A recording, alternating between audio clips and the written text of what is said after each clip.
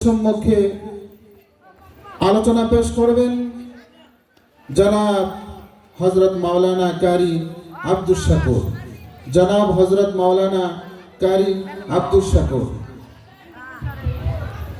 আলহামদুলিল্লাহ, আল্লাহ পাকের দরবারে লাখো শুকরিয়া যে মহান আল্লাহ পাক রব্বুল আলামিন এত সুন্দর একটি ফুলের বাগান, এত সুন্দর একটি মাজলিসে আসার বসর তৌফিক দান করেছেন। সেই মহান আল্লাহ তাআলার কাছে হাজার শুকরিয়া।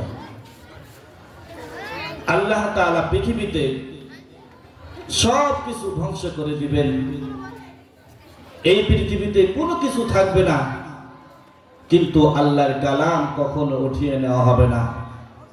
আল্লাহর কালাম সবসময় থাকবে, আল্লাহর কুরআন সবসময় থাকবে। পৃথিবীর কোনো মানুষ আল্লাহর কালাম কখনো উঠিয়ে দিতে পারবে না, মানুষের অন্তর থেকে উঠিয়ে দিতে পারবে না।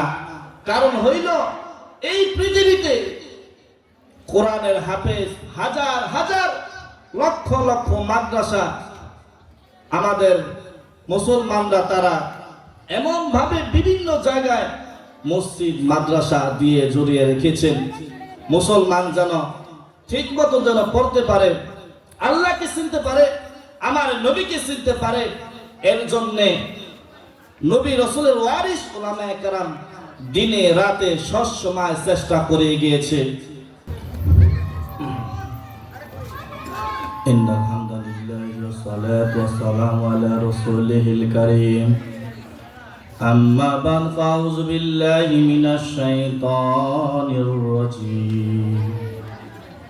বিসমিল্লাহির রহমানির রহিম। قضى ربك ألا تعبدوا إلا إياه وبالوالدين إحسانا